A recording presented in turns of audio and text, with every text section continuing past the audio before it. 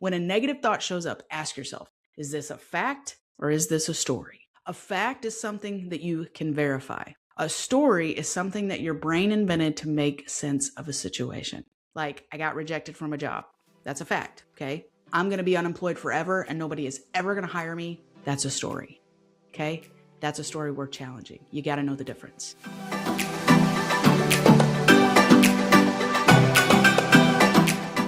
Welcome to the Workforce Link podcast, where we're offering forward-thinking conversations for the workforce, linking employers and job seekers to a brighter tomorrow. I'm your host, Sunday Jo Graham, and I am glad to be back with you for another episode. So, I want to ask you something, and I want you to be honest with yourself, okay? When you're in the middle of a job search and a rejection lands in your inbox, what happens next? Do you shake it off, keep going? Or does that one email send you into this spiral that takes out the rest of your day? If it's the second one, my friend, guess what? You're not alone. And today we are going to talk about exactly why that happens and what you can do about it. Because here's what I've come to believe after working with so many job seekers over the years.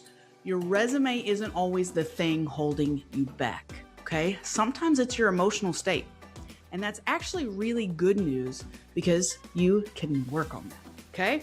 So in today's episode, we're gonna talk about the emotional spiral that can quietly sabotage your job search, why our emotions have such a powerful effect on our results, and some practical steps to get yourself into a calmer, more confident headspace so you can actually land the job.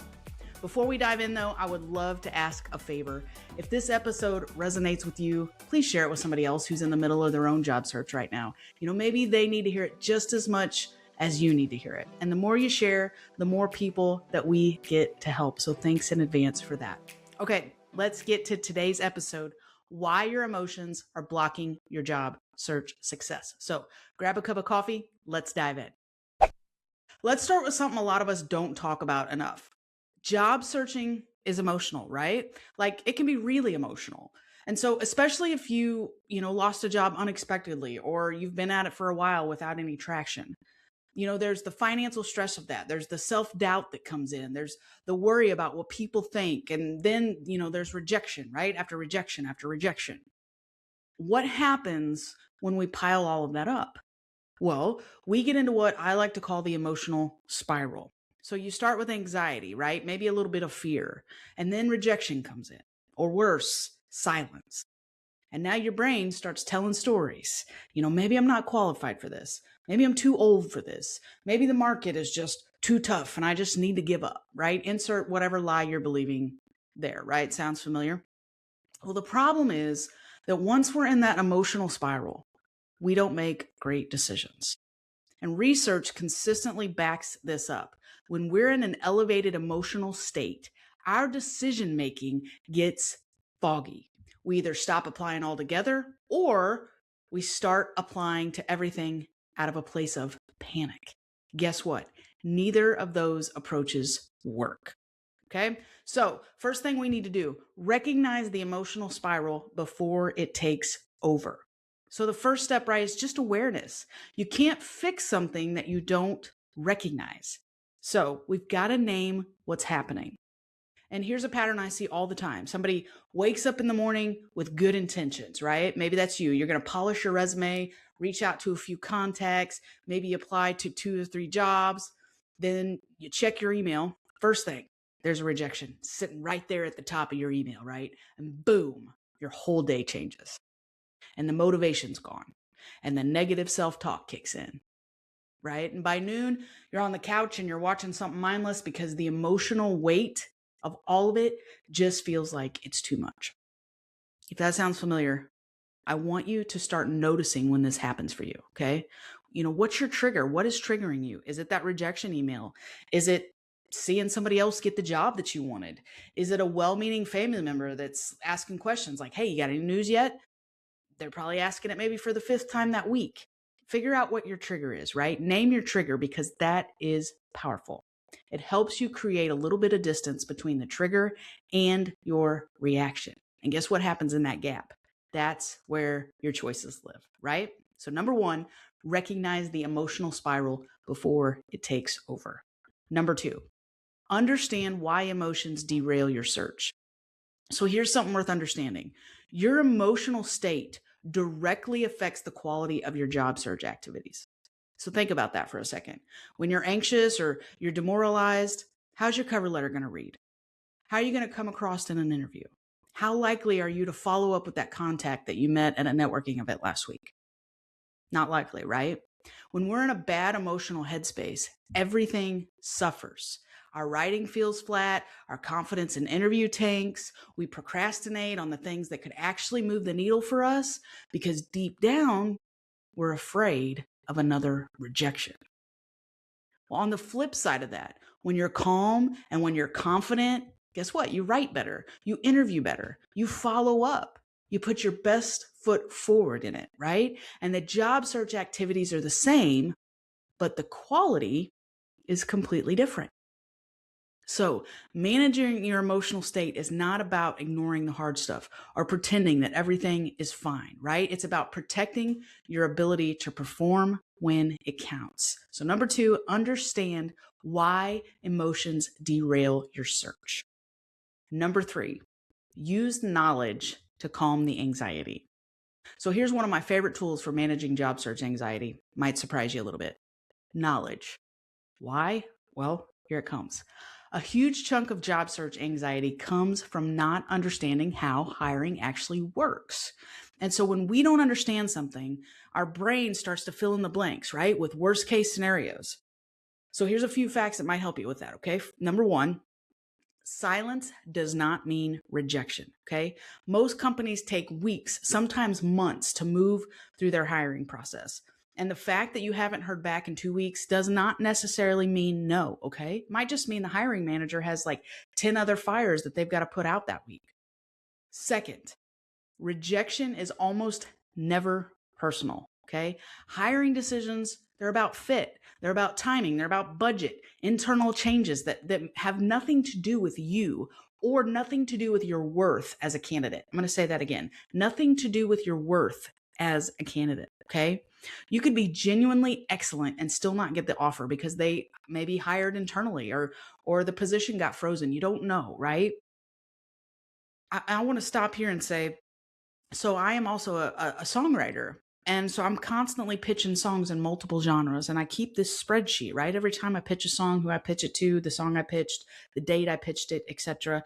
And when I get a no or I don't hear back from anybody, I mark those in red after so much time. When I have somebody that's like, yes, we're interested, or yes, we're going to cut it, right? I put that in a different color completely. My spreadsheet is more red than anything because I either get more no's, rejections, right? Or nobody ever says anything back because that's totally normal. Does that mean I'm a horrible songwriter? No, it means I'm writing songs in a sea full of songwriters, and the song that I wrote might just not be a fit for that artist. But I had to overcome some rejection in that. And because for a while I was like, oh, I must be a horrible songwriter. Well, guess what? That's not always the case. We cannot always take it personal because most of the time it's not about us at all. Okay. All right. Third, a lot of job seekers set unrealistic timelines for themselves. So they think, hey, I'm going to apply this week. I'm going to have a job in a month. When that doesn't happen, they start to panic. The reality is that the average job search takes several months, okay? So knowing that going in, I know it doesn't make it feel great, but it does take that making this bigger than it is, right, out of the equation, okay? So every time you replace a fear-based story with an accurate fact, guess what? You get a little bit calmer. And calmer leads to better decisions, and better decisions lead to better results, right? So number 3, use knowledge to calm the anxiety. Hey, I want to take a quick second to remind you about something that can really help you if you're in the middle of a job search and feeling stuck. Our Central Region Job Centers are here for you, and they're free to use. Whether you need help with your resume, you want to practice your interview skills, you need to connect with employers, or you just want somebody in your corner to help you figure out your next move, we are here for you. The Job Center staff are ready to help you. We've got locations in Columbia, Rolla, Jefferson City, Lebanon, Lake of the Ozarks, and more. So you can find your closest job center today at cwdregion.com/job centers, and I will drop the link in the show notes for you as well. Now, okay, number 4, build a routine that protects your mindset. So we know the emotional spiral is real, right? We understand why it messes with our results, and we've talked about how using knowledge can calm it down. Now, let's talk about building a routine that protects your mental and emotional state on a daily basis. Here's something very small but powerful, okay? Don't check your email first thing in the morning. I know, right? You're freaking out right now. Hear me out. When the first thing that you do every morning is look for feedback from the outside world, you're handing over control of your day to whatever lands in your inbox. So start your morning on your own terms. Give yourself 30 minutes of something that sets a positive tone first, okay? Don't make that the first thing you do in the morning. Also, set specific job search hours and then protect the rest of your time. So if you decide that job searching is something you do from 9 to noon, then from noon onward, you just get to live your life, okay? Well, guess what? You don't have to be in hustle mode 24/7. In fact, if you're in hustle mode all day, every day, guess what? You're going to burn out, and you're going to burn out quickly. And your quality, guess what? It's going to go down the drain. So we actually did a whole episode on this exact idea, why you should stop looking for a job on Fridays. And I will link to that in the show notes because I think it pairs really well with today's topic. And finally, track your activities, not just your outcomes. When you only measure yourself by how many offers you've received, you're setting yourself up for a rough emotional ride because offers are largely out of your control. But activities, guess what? Those are in your control.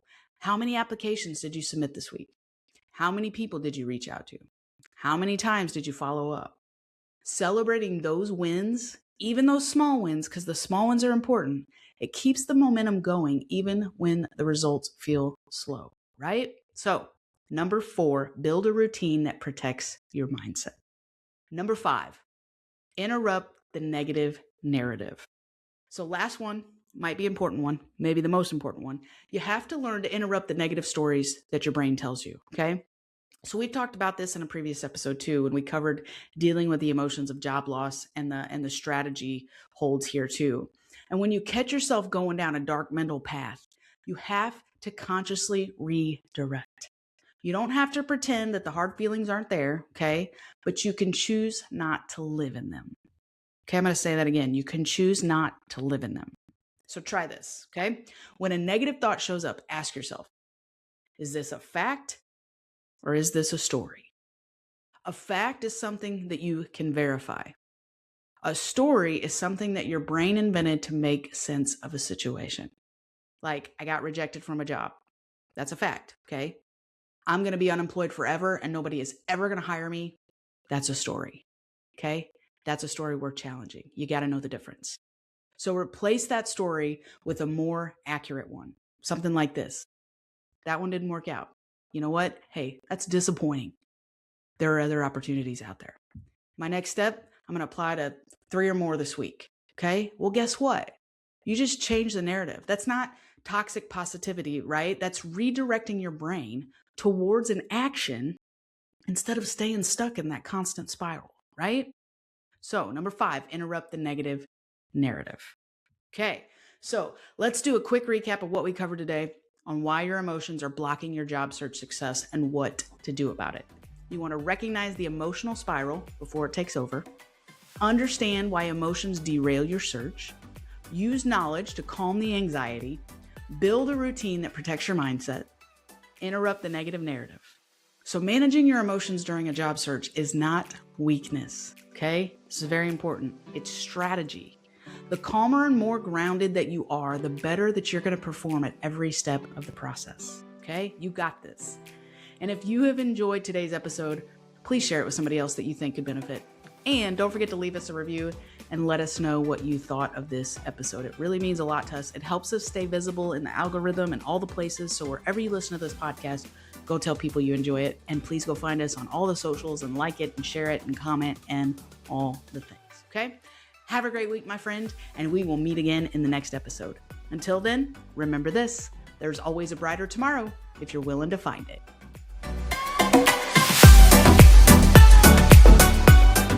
The Central Region Workforce Development Board Incorporated and COPIC are equal opportunity employers and programs. Auxiliary aids and services are available upon request to individuals with disabilities. Missouri Relay Services at 711.